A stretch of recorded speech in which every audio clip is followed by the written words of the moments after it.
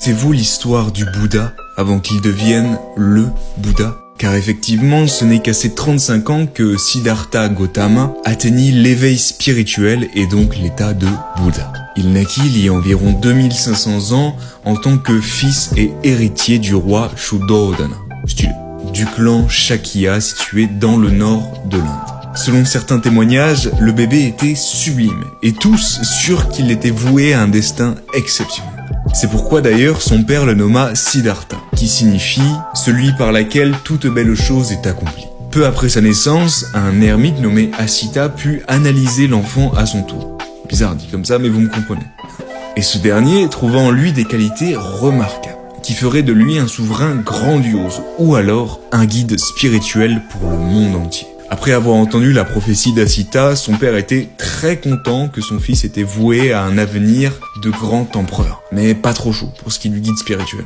Donc, comme tout bon père, il fait tout, mais vraiment tout, pour empêcher que son fils rejoigne ce chemin spirituel. En grandissant, Siddhartha manifestait de plus en plus un caractère sensible et trop gentil selon son père.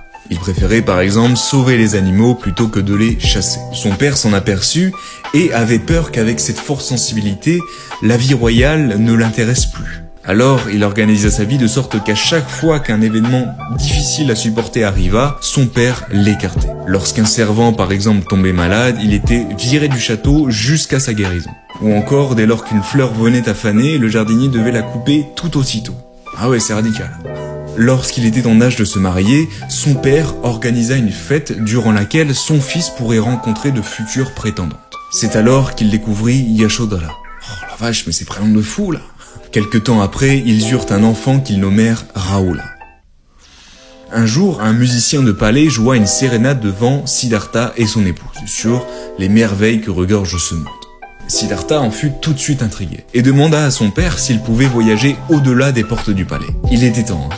Lors de son voyage, il découvrit pour la première fois la maladie, la douleur et par conséquent, le malheur. Puis, dans d'autres excursions, la vieillesse et la mort. Imaginez à 29 ans à découvrir ça secoue un peu, hein, un peu. Lors de sa 4e excursion, Siddhartha rencontra un mendiant qui vagabondait. Le prince, intrigué, lui demanda alors qui il était. Et l'homme errant lui dira « Je suis un homme qui a abandonné la vie de famille pour rechercher une voie hors de la souffrance du monde. » Déclic. Pour Siddhartha, sa destinée lui fut annoncée instantanément, alors il sut quoi faire.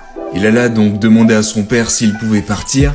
Il refusa, c'est évident, fait un effort Siddhartha quand même. Après ce refus bien salé, il fugua. Mais avant de faire cela, il alla passer un petit coucou nocturne à son enfant et à sa femme, sans les réveiller histoire de pas oublier leur visage, on aurait fait tous pareil. Et même si c'est un moment éprouvant, le prince a déjà fait son choix. Sa fugue fut un succès et son voyage vers l'éveil put enfin commencer.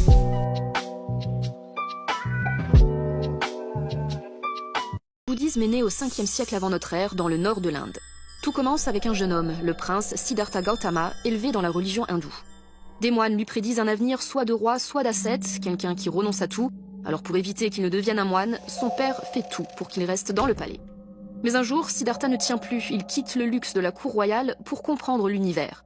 Pendant 6 ans, il suit des moines ascètes, passant ses jours à méditer et à jeûner.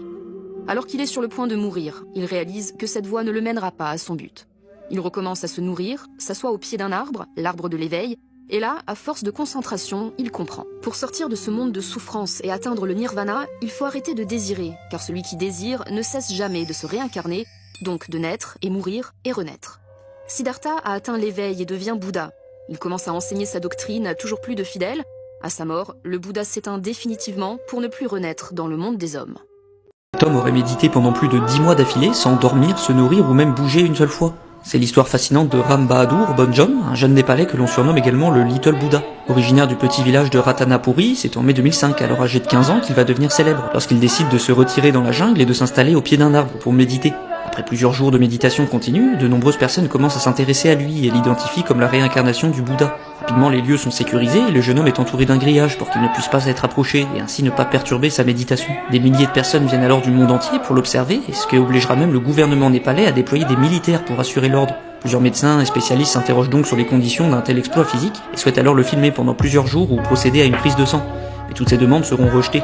Le Little Buddha ne peut alors pas être approché à moins de 50 mètres, et il n'est possible de l'observer qu'entre le lever et le coucher du soleil. Mais le 11 mars 2006, le jeune homme disparaît sans aucune explication. Et pendant les 6 années qui suivront, il enchaînera alors plusieurs apparitions et disparitions. Pendant ces longs mois, le Little Buddha passera son temps à errer dans la forêt pour se rapprocher de la nature, et ainsi continuer sa quête spirituelle. Le 20 mai 2011, soit 6 ans après le début de sa méditation, une cérémonie officielle d'éveil est organisée, où le Little Buddha s'exprimera pour la première fois devant plusieurs milliers de personnes. Il tiendra alors à cet instant un discours qui marquera la fin de cette période de méditation. Aujourd'hui encore, cette histoire intrigue et divise de nombreuses personnes. D'un côté ceux qui y voient une grande supercherie, et d'un autre côté ceux qui y voient un véritable miracle.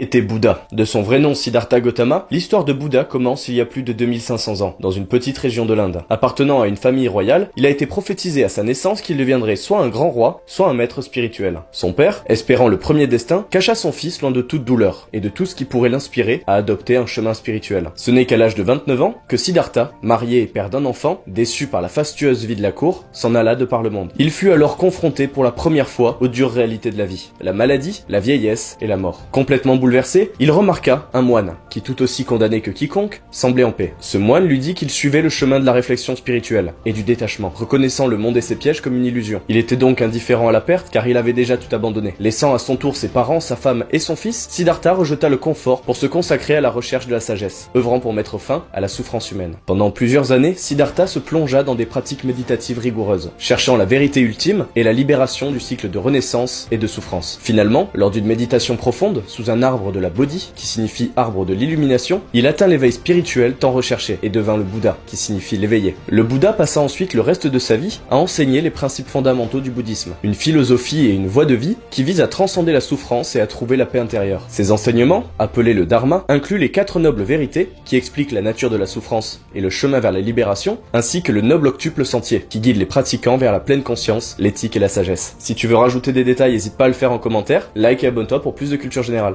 Tom aurait médité pendant plus de 10 mois d'affilée sans dormir, se nourrir ou même bouger une seule fois. C'est l'histoire fascinante de Ram Bahadur Bonjom, un jeune Népalais que l'on surnomme également le Little Buddha. Originaire du petit village de Ratanapuri, c'est en mai 2005, alors âgé de 15 ans, qu'il va devenir célèbre, lorsqu'il décide de se retirer dans la jungle et de s'installer au pied d'un arbre pour méditer.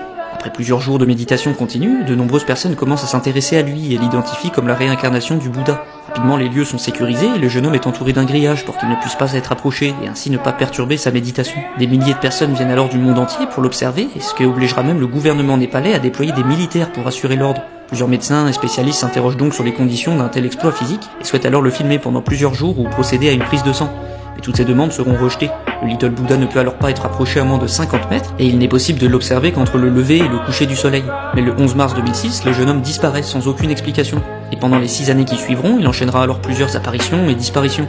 Pendant ces longs mois, le Little Buddha passera son temps à errer dans la forêt pour se rapprocher de la nature, et ainsi continuer sa quête spirituelle.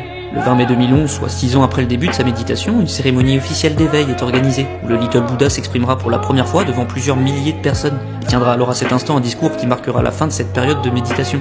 Aujourd'hui encore, cette histoire intrigue et divise de nombreuses personnes. D'un côté ceux qui y voient une grande supercherie, et d'un autre côté ceux qui y voient un véritable miracle. 12 lois du karma à connaître. La grande loi. Vous récoltez ce que vous semez. La loi de la création. Vous participez à la réalisation de vos souhaits. Vous êtes acteur de votre vie et responsable de votre bonheur. La loi de l'humilité. Il faut accepter quelque chose pour le changer. La loi de la croissance. La croissance commence en nous. Pour façonner positivement le monde, vous devez commencer par vous-même. La loi de la responsabilité. Vous êtes entièrement responsable de tout ce que vous êtes et de tout ce que vous devenez et réalisez. La loi de la connexion. Toutes les phases de votre vie, y compris votre histoire de vie, votre état actuel et ce qui est à venir, sont interconnectés. La loi de la concentration. Vous ne pouvez pas penser à 2 choses en même temps. La loi du don et de l'hospitalité. Ce que nous prétendons croire doit se manifester dans nos actions. La loi du ici et maintenant. Nous ne pouvons pas être présents si nous regardons en arrière. La loi du changement. L'histoire se répète jusqu'à ce que nous en tirions des leçons et que nous changions de voie. La loi de la patience et de la récompense. Si vous voulez être récompensé, vous devez travailler dur, être patient et cohérent. La loi de la valeur et de l'inspiration.